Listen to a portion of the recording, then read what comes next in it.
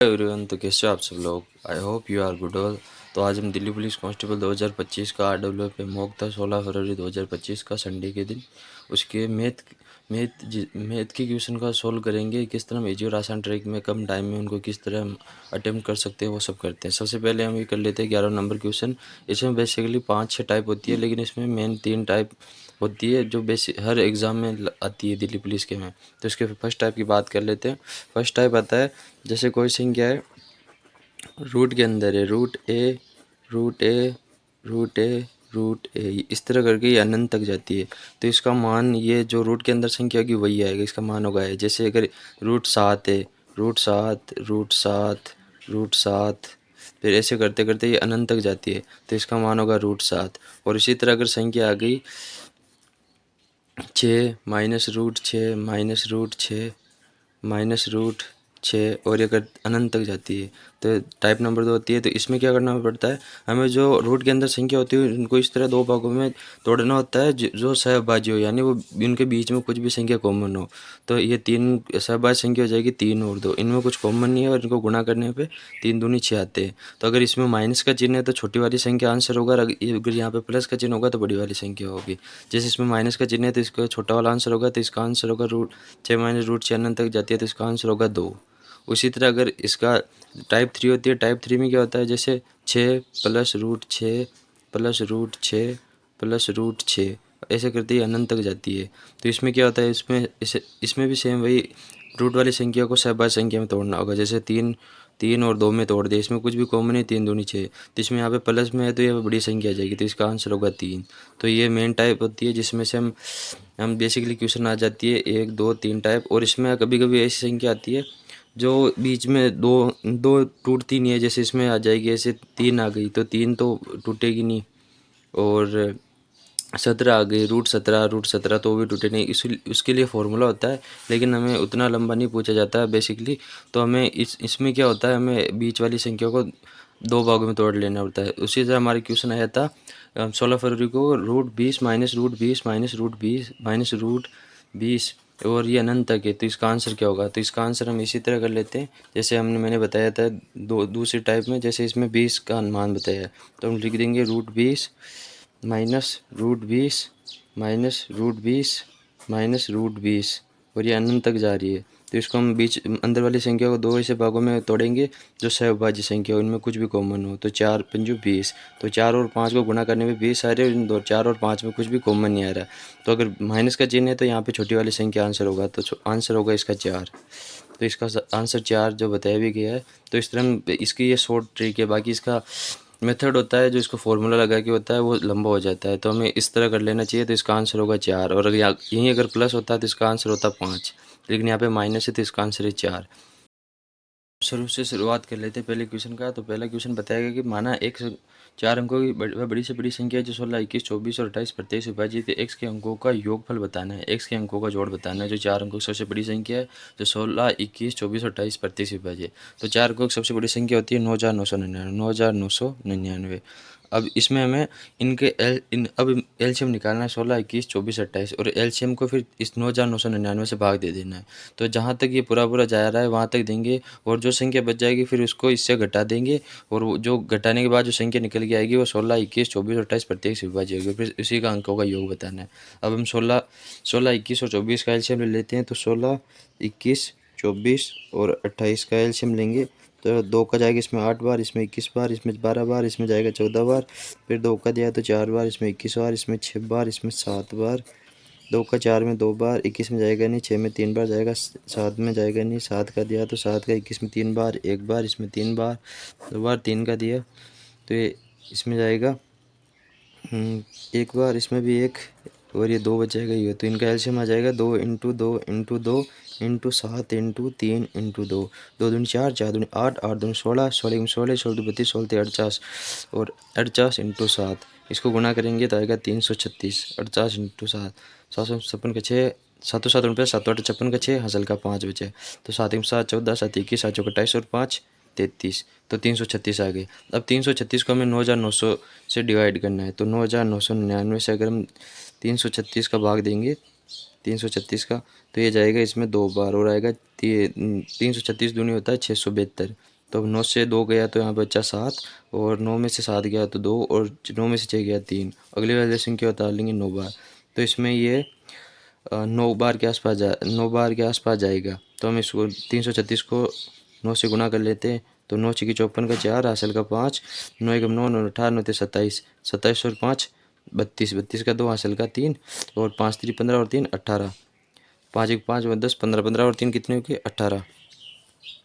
तो ये इसको 9 बार देंगे, नहीं इसमें 9 छक्की 54 का 4, हासिल का 5, 9 9 एकम 9, 9 18, 9 27, 27 और 5 33 का 27 और 5 हो गए 32, 32 का 2, हासिल का 3, फिर 9 एकम 9, 9 दूनी 18, 9 तिया 27, 27 और 3 30, तो इसका होगा 3024। तो 3024 को इससे माइनस कर देंगे, तो इसको माइनस करने के बाद 9 में से 4 गया तो कितना बचा 5, 7 में से 2 गया तो 5, 2 का 2 और 0। अब 9999 से हमें 255 माइनस करने हैं, तो वो जो संख्या निकल के आएगी वो 16, 21, 24 और 28 से डिवाइजिबल हो जाएगी।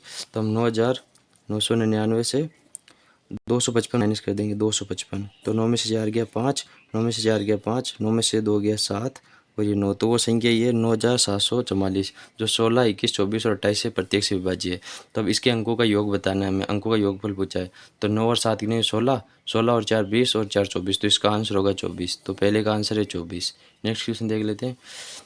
नेक्स्ट क्वेश्चन में बताया गया है कि किसी वस्तु की अंकित मूल्य 12,050 पर 5%, 15% और 20% क्रमिक छूट दी जाती है, तो सभी छूटों के बाद विक्रय मूल्य क्या होगा। तो इस तरह के क्वेश्चन को हम वन लाइनर मेथड में करते हैं। जैसे वो संख्या 1250 इसने दी है, 1250, उसने कहा 5% छूट, तो 5 का फ्रैक्शन कितना होता है 1/20, यानी वह एक की छूट देखने के बाद बेच देगा। एक की 20 में से अगर एक ही छूट देगा तो 19 बचेगा, तो 19/20 में बेचेगा। उसके बाद में क्या करता है, वह फिर 15% की छूट देता है, तो 15% का फ्रैक्शन होता है 3/20, तो वह 20 में से 3 की छूट देगा तो 17/20 में बेचेगा।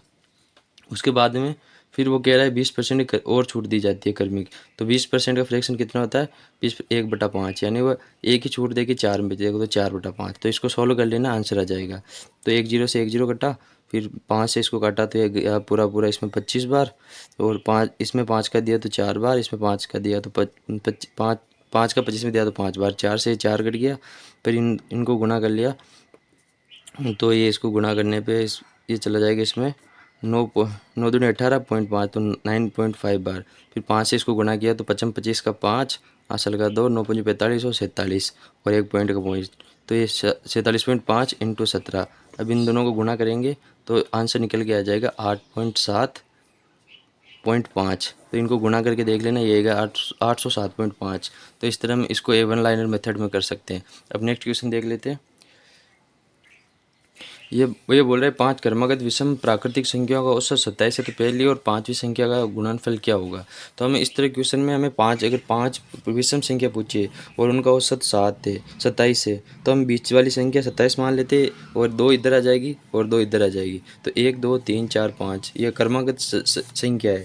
तो 27 यहाँ पे आ गई, तो अगली विषम संख्या कितनी होगी 29, उससे अगली विषम संख्या कितनी होगी 31, और 27 से पीछे वाली जस्ट विषम संख्या कौन सी होगी, वो होगी 25, और इससे जस्ट पीछे वाली वो होगी 23। तो इसने पूछा है पहली और आखिरी का गुणनफल, पहली और 5वीं है, तो पहली ये 5वीं, इनका गुणनफल बताना है। तो हम इसको लिख देंगे 23 इंटू 31, तो इनका गुणनफल करेंगे तो आ जाएगा ये 713, तो इसका आंसर होगा 713। और इसको अगर हम मेथड से करना चाहें तो मेथड से हो जाएगा, पहली संख्या x होगी, दूसरी संख्या x+2 होगी, क्योंकि विषम संख्या में 2 का अंतर होता है, फिर अगली संख्या होगी x+3, फिर अगली संख्या होगी x+5, अगली संख्या होगी x+7। तो इस तरह हम पूरी संख्या करते जाएंगे, फिर x को जोड़ लेंगे। जैसे पहली संख्या x है, अगली संख्या x+2 है, अगली संख्या x+ यहाँ पे इसमें 4 होगा, क्योंकि दो का डिफरेंस होगा, फिर यहाँ पे जोड़ेंगे तो यहाँ पे 6 होगा और यहाँ पे 8 होगा। तो 1x 2x 3x 4x 5x 5x plus 2 4 6 6 और 6 12 12 और 8 12 और 8 हो गई 20, तो 20 इक्वल टू, अब ये कह रहे हैं इनका औसत है 27 और संख्या कितनी है 5, तो इनको गुना करेंगे तो आ जाएगा 135।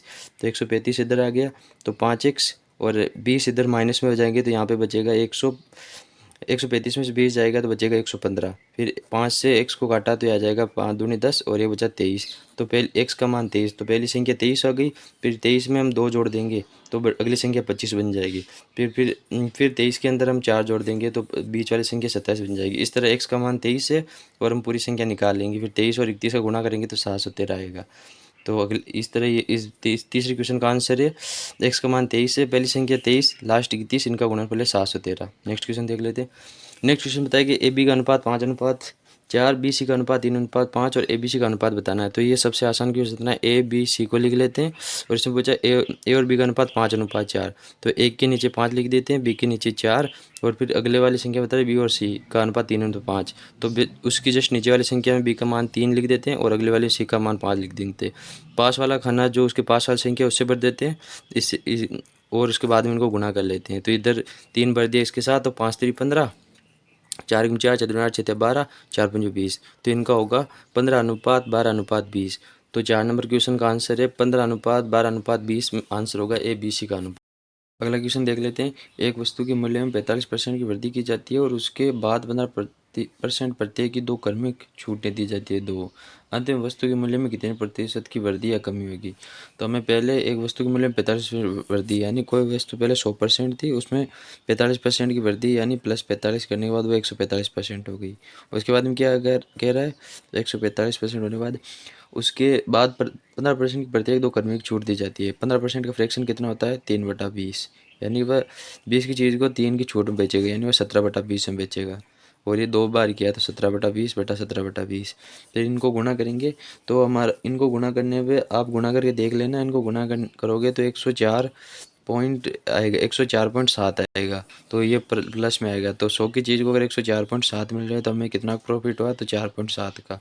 तो आंसर तुम आप इसको कैलकुलेशन कर लेना, 4.7 आएगा। तो इसका आंसर है 4/7% वृद्धि। तो इसका आंसर होगा ए।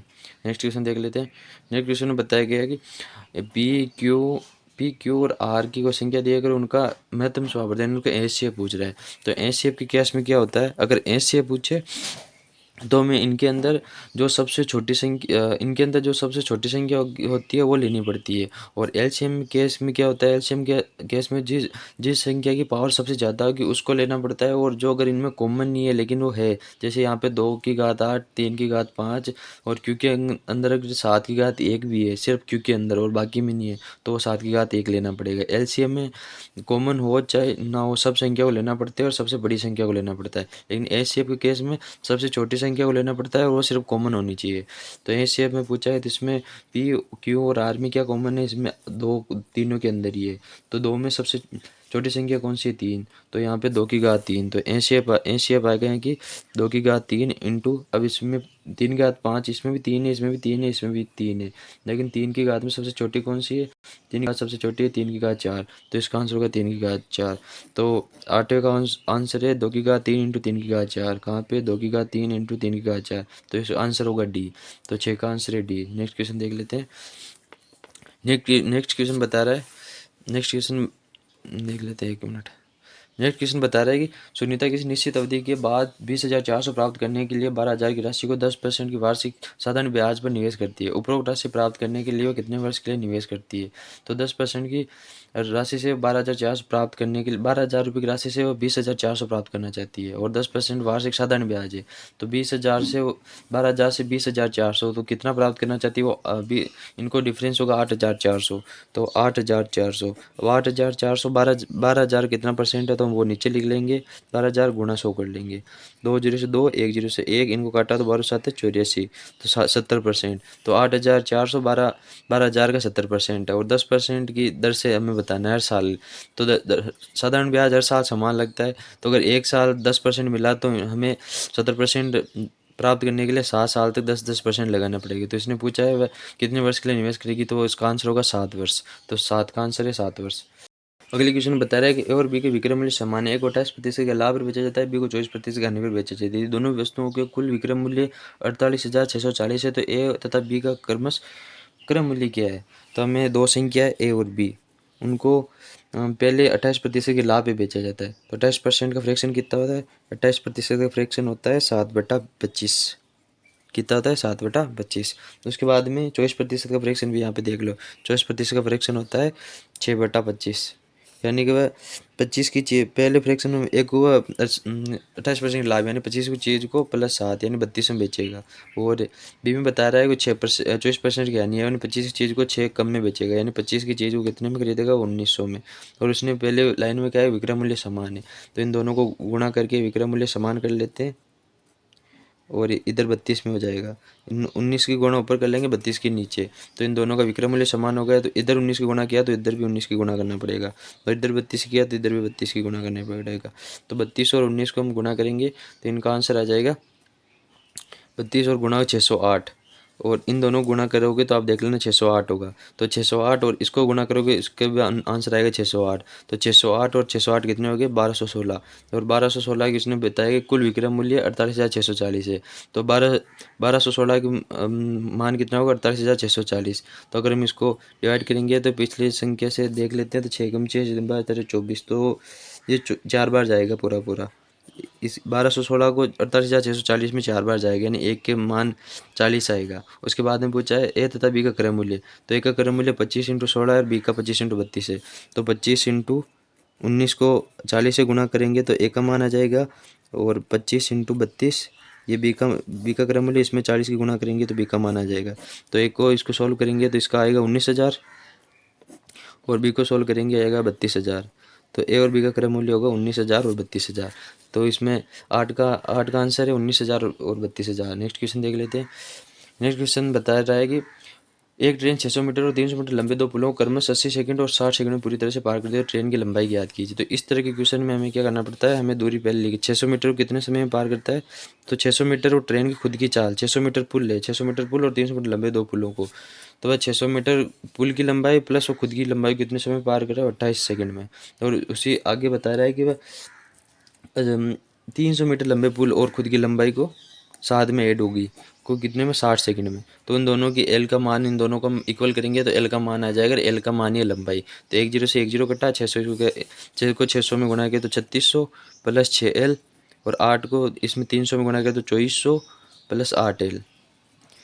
6L इधर गया तो इधर बचा 2L, और 2400 ही है, 2400 इधर जाएगा तो ये बचाएगा 2400 इधर जाएगा तो ये हो गया 1200।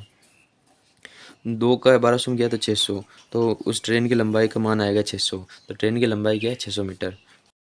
अगला क्वेश्चन बताइए एक वृत्त की परिधि वृत्त की त्रिज्या से 421 सेंटीमीटर अधिक है। तो वृत्त की परिधि का सूत्र क्या होता है 2πr, और इसकी त्रिज्या r, तो त्रिज्या से कितना अधिक है 481। तो वृत्त की त्रिज्या क्या है, वृत्त की त्रिज्या ज्ञात करना है। तो इनमें से हम r कॉमन लेंगे तो आएगा 2π, और r कॉमन लिया तो r की जगह 1 आएगा, 2π को 1 से गुणा कर 2π बचेगा, माइनस r के r में देंगे तो एक बार जाएगा, और 481। अब आर इसको अंदर सोल्व कर लेंगे, पाई को 22/7 लिखेंगे -1, तो 7 का ऊपर जाएगा 7 आएगा, तो 22 दूनी 44 माइनस 7 कितने हो गए 22 दूनी 44, और ऊपर ये 1 से 7 में गुणा होगा तो 7 हो जाएगा, 44 माइनस 7 कितने हो गए 37, तो 37/7 इक्वल टू 481। अब ये नीचे गुणा में तो ऊपर जाके भाग में हो जाएंगे, और ऊपर गुणा में वो नीचे जाके भाग में हो जाएगी, तो इधर से इधर आ गया, तो आर की वैल्यू निकल जाएगी 3700 481 में दिया तो 37 से कम 37 कितने बचे, ये 37 से कम 37 11 बचे, तो 11 और एक इधर का ये, तो ये पूरा 37 का अगर 3 बार देंगे तो 111 होगा, तो 13। तो आर की वैल्यू आ गई 13 × 7, यानी 13 7 91। तो इसने त्रिज्या पूछी है तो त्रिज्या होगी 91 सेंटीमीटर। ठीक है, एक त्रिज्या कितनी होगी 91 सेंटीमीटर। नेक्स्ट क्वेश्चन देख लेते हैं। इस क्वेश्चन को मैंने शुरुआत में बता दिया था। अब अगला क्वेश्चन है x एक धनराशि 15% वार्षिक ब्याज दर पर 2 वर्षों में 12,777.60 हो जाती है, जबकि ब्याज 8 मासिक आधार पर चक्रवृद्धि किया जाता है। तो x का मान ज्ञात बताना है हमें। 2 साल के लिए ब्याज दो वर्ष में ब्याज की धनराशि 12,777 हो जाती है, और ब्याज की 8 मासिक आधार पर लगती है। तो 2 वर्ष में महीने कितने होते हैं, एक साल में 12 महीने, तो 2 साल में कितने हो गए 24 महीने, 2 साल में कितने हो गए 24 महीने। अब 8 महीने की उसमें चक्रवृद्धि ब्याज हो रहा है, तो 24 महीने में 8 के कितने महीने बनेंगे, तो इसको 8 से डिवाइड कर लेंगे, तो 8 के मास 16 8 × 24, तो 24 महीने में 8 महीने की 3 महीने बनेंगे। कितने महीने बनेंगे 3 महीने। एक वर्ष की ब्याज धनराशि है 15%। वो 12 एक वर्ष में कितने थे 12 महीने, तो 12 महीने की धनराशि कितनी होगी 15%। तो हमें 8 महीने की निकालनी है, तो इसको 15 को 12 से हम भाग दे देंगे और इसको गुणा 8 कर देंगे, तो हमें 8 महीने की ब्याज निकल के आ जाएगी। तो वो 4 में 4, 4 दूनी 8, 4 12 और 4 4 में 4, 4 4 12, 4 दूनी 8, फिर 3 को 5 से दिया तो ये गया 3 5 15, 5 × 2 10। तो 8 महीने के लिए ब्याज कितना लगा 10%। ठीक है, अब 10% की वैल्यू लगा तो 10% का फ्रैक्शन आप सबको पता है 1/10 होता है, 1/10 यानी 10 से कोई चीज़ 11 बन रही है, तो ये 3 बार लगेगा 10 से 11, 10 से 11, 10 से 11। तो हमें ये 2 साल बाद में ये धनराशि बनेगी। तो इस 11 × 11 × 11 का मान दे रखा है 12,777.60 और हमें इस इन 3 10 10 का मान पूछा है। तो हमें इसको गुणा कर टाइम बचाने के लिए गुणा करने की जगह इसको इन तीनों 11 को 12,777 से हम डिवाइड कर लेते हैं और फिर जो संख्या आएगी उसको हम इनसे गुणा कर लेंगे तो वो संख्या निकल के आ जाएगी। जैसे 12,777.60 बटा इन तीनों गुणा कर लेते 11 × 11 गुणा 11। तो तीनों को इसको डिवाइड कर देंगे और हमें इसकी वैल्यू निकालनी है। तीनों 10 को इससे गुणा कर लेंगे तो 10 × 10 × 10। इन 2 जीरो को हटाया, नीचे 2 जीरो लगा दिए और इन 2 जीरो से ये 2 जीरो कट गए। अब इन 11 को इससे डिवाइड कर लेते हैं, तो 11 से इसको डिवाइड किया तो कितने 11 एकम 11, कितना बचा 1 और 7 17, 11 एकम 11 बचे 6 और 7 67, 11 छिकी 66, 1 और 7 17, 11 एकम 11 बचे 6 और 6 66, 11 छिकी 66। तो ये इसमें 6 बार चला गया, फिर 11 से इसको डिवाइड कर देते हैं तो 11 एकम 11, फिर जी 6 में गया नहीं, जीरो लगा दिए, 6 और 1 कितने हो गए 61, 61। अब 61 ये गया 5 बार, 11 5 55, कितने बचे 6 और 6 66 का 6 जीरो, फिर 11 से इसको वापस काट देते हैं तो 11 नाम 99, 9 बार, कितने बचे 6 6 9 और 6 6 और 6 66, 11 छिके 66 और ये जीरो, तो इसको काटा तो 9,666 और इधर 10 बचा तो 10 को गुणा कर लेंगे तो इसका मान निकलेगा 9,600। तो इसका एक्स का मान बताया 9,600, तो इसका आंसर होगा 9,600। अब नेक्स्ट क्वेश्चन देख लेते हैं। एक ठोस लंबवर्ती शंकु का कुल पृष्ठ क्षेत्रफल 6,930 सेंटीमीटर, इसका वक्र पृष्ठ क्षेत्रफल उसके कुल पृष्ठ क्षेत्रफल का 415। तो ये 415 नहीं मिस प्रिंट हुआ है, ये 4/15 है, इसको याद 4/15 है। शंकु के आधार का व्यास क्या है, शंकु का आधार का व्यास बताना है। तो शंकु का कुल पृष्ठ ठोस लंबवर्ती शंकु का कुल पृष्ठ क्षेत्रफल कितना, सूत्र क्या होता है, कुल पृष्ठ सूत्र होता है पाई आर कोष्टक आर प्लस एल, ये शंकु का कुल पृष्ठ क्षेत्रफल होता है। उसने कहा इसका वक्र पृष्ठ क्षेत्रफल इसके कुल पृष्ठ क्षेत्रफल के 4/15 है, तो इसका वक्र पृष्ठ क्षेत्रफल कितना होता है, वक्र पृष्ठ क्षेत्रफल होता है पाई आर एल।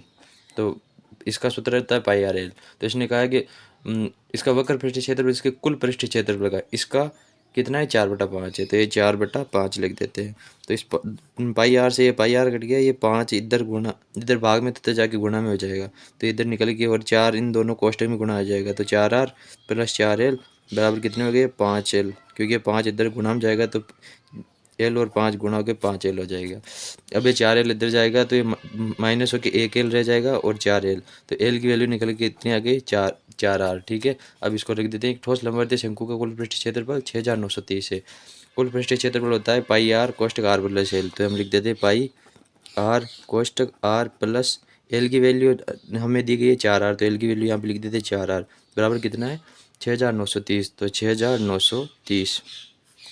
पाई की वैल्यू कितनी होती है 22/7, तो 22/7 और ये 22/7 4r और 5r कितने हो गए 5r और ये इधर r गुणा में, तो इस इधर 6,930 है, तो ये 7 इधर आके इधर भाग में तो उधर गुणा में आ जाएगा, ये 22 भाग में तो नीचे ये इधर गुणा में तो ऊपर आके इस तरफ आके भाग में चला जाएगा। तो इस इधर वैल्यू की 5 और r कितने r², तो इसको हम काट लेते हैं 11 दूनी 22, 11 से काटा तो 11 छिकी 66 बचा 3, 3 और 3 33, तो 11 × 33 जीरो। फिर 2 से हमने इसको काट लिया, 2 से इसको काटा तो 2 से इसको काटा तो 3 दूनी 6, 3 एकम 3 और एक बचा 3 3 पंचो 15, तो 315 × 7, तो 5r² बराबर 315 × 7। 5 से इसको काटा तो आएगा 5 अंक 30, एक बचा 1 और 5 3, तो 63, तो 11 7 63, तो r² की वैल्यू है 63 × 7। 63 को हम 2 भागों में तोड़ लेते हैं तो 9 7 63, तो इसको ये स्क्वायर है, तो आर की वैल्यू निकालने के लिए हमें 9 × 7 × 7 को गुणा करना पड़ेगा। तो इसके ऊपर हम बार लगा देते हैं, तो 2 7 से एक साथ बाहर निकल गया जाएगा, और ये 3 किसका स्क्वायर होता है, 3 का, 3 3 9, तो ये बाहर 3 आ जाएगा। तो आर की वैल्यू कितनी आ गई, 7 × 7 7 14 7 21, तो आर की वैल्यू निकल के आ गई 21। और हमें पूछा शंकु के व्यास, व्यास होता है, व्यास का मतलब होता है 2r, तो 2r की वैल्यू कितनी हो जाएगी, 21 × 2, तो ये 2r की वैल्यू निकल के आ गई 42। तो इसका आंसर कितना होगा, 42, तो इसका व्यास है 42। नेक्स्ट क्वेश्चन देख लेते हैं। नेक्स्ट क्वेश्चन बताएगा ए बी सी अकेले कर्मश 20 दिन 16 दिन 30 दिन में कोई कार्य पूरा कर लेते हैं। तो हमें लिख देते हैं ए बी सी, इनकी एफिशिएंसी कितनी बताएगी, अकेले कितने दिनों में कर लेते हैं, 20 16 30 दिन, तो ए कितने दिन में करता है, 20 दिन में, सी बी कितने दिनों में, 16 दिन में, और सी कितने दिन में करता है, 30 दिन में। तो इनको हम एलसीएम ले लेते हैं, इनका एलसीएम होगा, इनका एलसीएम लेते हैं 20 16 और 30 का हम एलसीएम ले लेते हैं। एलसीएम 20 16 30 करके इनको डिवाइड कर लेते हैं, तो 10 ये 8 ये 15 बार चला जाएगा, 2 का इसमें दिया तो ये 5 बार जाएगा, 8 में 4 बार, 15 में जाएगा नहीं, 5 का दिया तो 5 का 5 में 1 बार, 15 में 3 बार, 4 में जाएगा नहीं, 2 का दिया तो इसमें 2 बार 3 बार, तो इनका एलसीएम निकल के आ जाएगा 2 × 2 × 5 × 2 × 2 2 × 6 2 × 2 2 × 3, तो 2 × 2 5 2 2 2 2 3, तो इनको गुणा कर लेंगे, 2 दूनी 4 4 पंचो 2 दूनी 4 4 पंचो 20, 2 दूनी 4 4 में 4 4 दूनी 8 4 12, तो इनको गुणा करेंगे तो इसका एलसीएम निकल गया 240। तो 240 इनका एलसीएम निकल गया। अब इनके अलग अलग एफिशिएंसी निकाल लेते हैं। जिसका 240 में दिया तो इसमें जाएगा 20 एकम 20 बचा 4 4 और 0 40, तो 20 दूनी 40, 16 को दिया तो 16 एकम 16 कितना बचा 8, तो 16 5 80, तो ये 15 बार चला जाएगा। इसी की एफिशिएंसी निकालेंगे तो 30 का 224 में जाएगा 8 बार।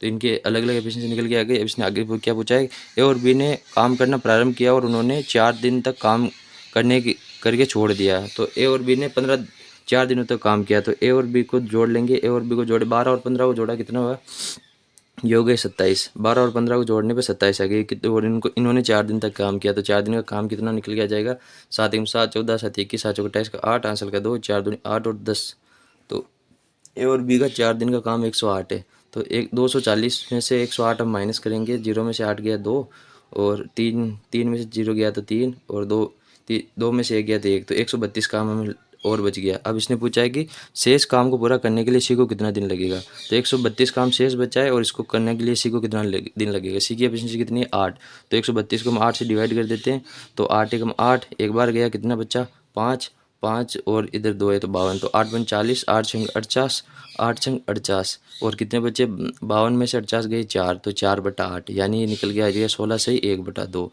इसका आंसर है 16 सही 1/2, आंसर बी। अगला क्वेश्चन बताएगा 7 वर्ष पहले और बी की आयु वर्षों का अनुपात 4:5 था, आज से 7 वर्ष बाद उनकी आयु का अनुपात 5:6 हो जाएगा। अब से 5 वर्ष बाद उनकी आयु का अनुपात क्या है। तो हमें इसने ए और बी की आयु कितनी बताई है, ए और बी की आयु का अनुपात कितना है 4:5, और 7 वर्ष पहले, ये 7 वर्ष पहले था, और 7 वर्ष पहले और 7 वर्ष बाद उनकी आयु का अनुपात 5:6, तो 5:6 7 वर्ष बाद, तो 7 वर्ष पहले और 7 वर्ष बाद इनका डिफरेंस हो जाएगा 14, क्योंकि ये 7 वर्ष पहले और 7 वर्ष बाद का डिफरेंस 14 वर्ष होता है। तो इस 14 को हम नीचे लिख लेंगे और इसको हम क्रॉस मल्टीप्लाई गुणा करेंगे, तो 6 × 24 और 5 25, तो 25 में से 24 जाएगा तो कितना डिफरेंस आएगा 1, एक की वैल्यू कितनी बताइए।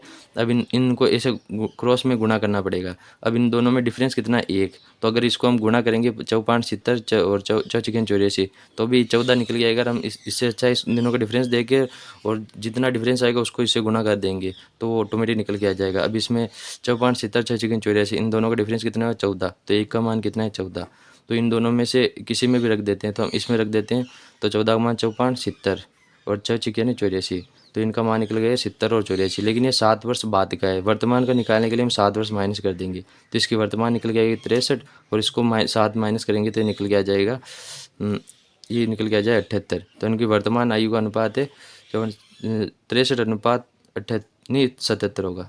इनकी वर्तमान आयु का अनुपात है 63:77, तो वर्तमान कितना है इनकी 63:77 ए और बी का। तो इसने पूछा क्या है, इसने पूछा है कि 5 वर्ष बाद उनकी आयु का अनुपात, तो इनमें 5 प्लस कर देंगे, 63 और 5 कितने हुए 68 और 77 और 5 कितने हुए 82, तो इनको काट लेते हैं। तो 3 2 का दिया तो 2 का 2 का भाग दिया तो 3 2 3 6 2 चौक 8 अनुपात 4 2 8 और 2 एकम 2, तो इनका अनुपात निकल गया 34:41। तो ए और बी की 5 वर्ष बाद का अनुपात है 34:41। तो कोशिश करता हूँ आपको ये मेरे क्वेश्चन आपको अच्छे लगेंगे, और अगर आप किसी भी क्वेश्चन में अगर आपको कोई समझ में नहीं आ रहा था मुझे कमेंट बॉक्स में बता देना, मैं कोशिश करूँगा और नेक्स्ट टाइम अच्छे से बताने की। तो ये थोड़ा लेट हो गया, मुझे ये चढ़ाना था 17 फरवरी को, 16 फरवरी 2025 का ये दिल्ली पुलिस का कांस्टेबल RW मॉक था, उसमें मेरा सोल्यूशन है 17 फरवरी को चढ़ाने वाला था, लेकिन थोड़ा सा लेट हो गया, तो आज 18 फरवरी को चढ़ा रहा हूँ। और अगर आपको ये वीडियो मेरी अच्छी लगी है तो आप लाइक कमेंट सब्सक्राइब कर देना, और अगर आपको वीडियो में कहीं भी दिक्कत आई तो कमेंट बॉक्स में कमेंट कर देना, मैं नेक्स्ट टाइम कोशिश करूँगा और अच्छे से समझा सकूँ। इतनी देर तक आप मेरी वीडियो को देखने के लिए आप सबको तहे दिल से धन्यवाद, और कमेंट करना ना भूलें, अगर आपको कुछ समझ में नहीं आया लाइक भी कर देना। Thank you.